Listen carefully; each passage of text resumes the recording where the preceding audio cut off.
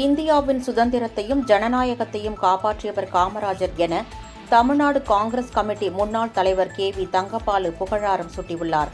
சென்னை அண்ணா சாலையில் உள்ள பல்லவன் இல்லம் எதிரில் உள்ள காமராஜர் திருவுருவ சிலைக்கு மாலை அணிவித்து மரியாதை செலுத்தினார்.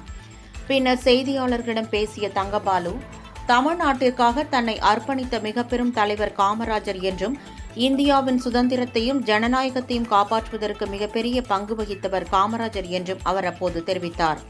இந்த நிகழ்வில் வேளச்சேரி சட்டமன்ற உறுப்பினர் அசன் மௌலானா, தமிழ்நாடு காங்கிரஸ் கமிட்டி மாவட்ட தலைவர்கள் மற்றும் காங்கிரஸ் கட்சியின் தொண்டர்கள் பங்கேற்றனர். சுதந்திர இந்தியாவில் ஜனநாயக சுதந்திரத்தை உறுதிப்படுத்திய மாபெரும் தலைவர் எங்கள் தலைவர் காமராஜர் அவர்கள். மதசார்பற்ற சக்திகளை ஒருங்கிணைத்து இந்தியாவின் சுதந்திரத்தையும் ஜனநாயகத்தையும் காப்பதிலே மாபெரும் பங்கு வகித்த தலைவர் காமராஜர் அவர்கள்.